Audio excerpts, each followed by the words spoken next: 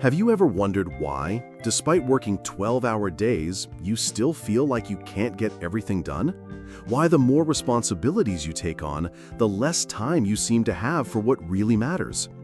If you're like 87% of high-performance professionals, you've probably experienced this frustration.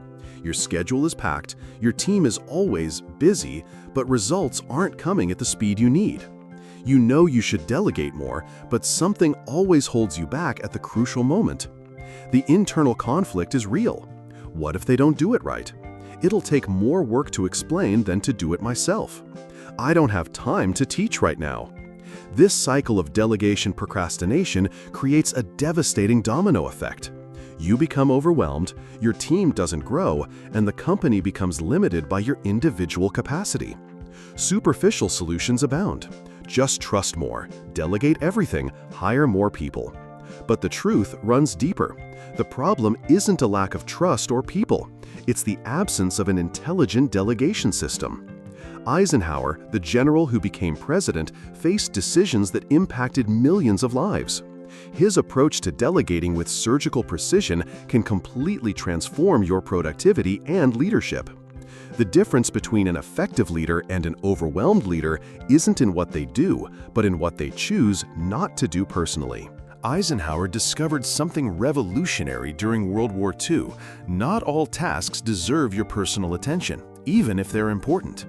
He developed an invisible matrix that separated the essential from the urgent, revealing a disturbing truth about how we waste our potential.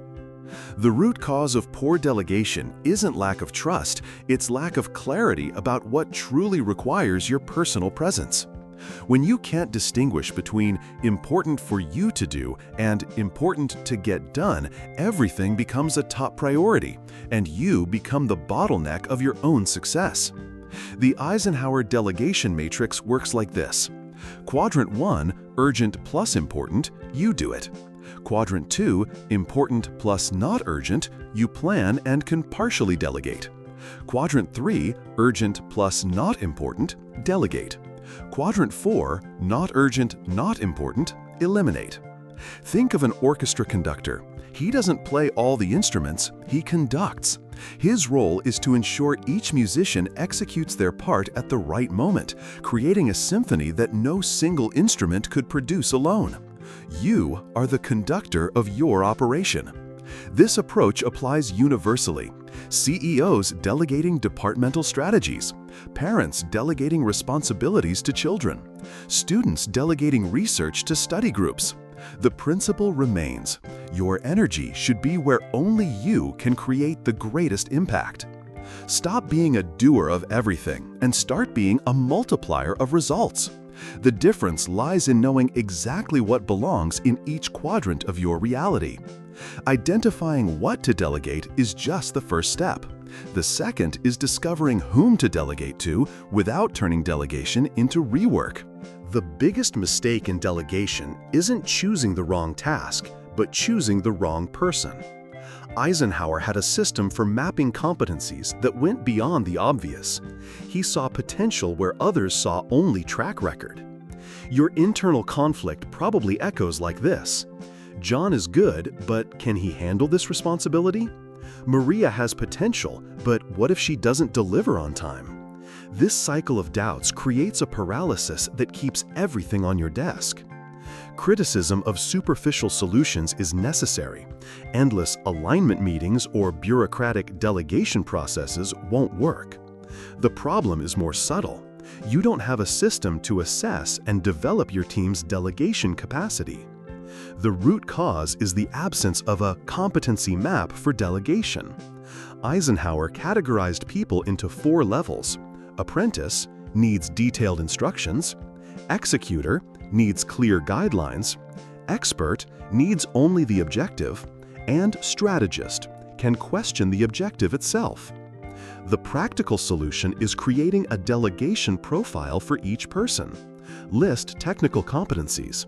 Assess current autonomy. Identify preferred communication style. And map intrinsic motivation levels for different types of tasks. Think of a smart gym. The personal trainer doesn't give everyone the same workout. He adapts intensity, exercises, and supervision based on each client's current level. Your delegation should work the same way: personalized, progressive, and empowering. This approach works in any context: managers developing analysts, teachers mentoring teaching assistants, entrepreneurs empowering partners. The principle is universal. Effective delegation is accelerated development disguised as task distribution. Knowing whom to delegate to solves half the problem. The other half lies in how to communicate delegation so it executes itself. Eisenhower had 24 hours to make decisions that took other generals weeks. His secret wasn't speed, it was precision in communication. He discovered that 90% of delegation problems were born in the first 90 seconds of the briefing conversation. You know this frustration. You delegated a seemingly simple task, explained everything properly, the person confirmed they understood, and yet the result came back completely different from what you expected. The internal conflict is immediate. Did I not explain it well? Maybe this person isn't suitable. Next time, I'll just do it myself. This cycle of rework creates an unconscious aversion to delegation. You start believing it's faster to do it yourself, creating a productivity prison where you're simultaneously the jailer and the prisoner. Superficial solutions proliferate. Be clearer, write everything in email, have more follow-up meetings. But the real problem isn't communication clarity, it's delegation structure. The root cause is that you're delegating tasks when you should be delegating outcomes. Eisenhower used the inverted delegation protocol. Instead of explaining what to do, he vividly painted the desired result and let the person discover the best path. The practical formula has 5 elements: context, why this matters; outcome, what success looks like; resources, what's available; constraints, what can't be done; and review, when and how you'll follow up. Imagine an architect hiring a contractor. He doesn't explain how to mix cement or where to place each brick. He delivers detailed blueprints, defines quality standards, establishes deadlines, and creates checkpoints. The contractor has autonomy in method, but absolute clarity in outcome. This system works universally. Parents delegating responsibilities to teenage children, teachers guiding student projects, coaches developing athletes. The principle remains: clear delegation generates autonomous execution.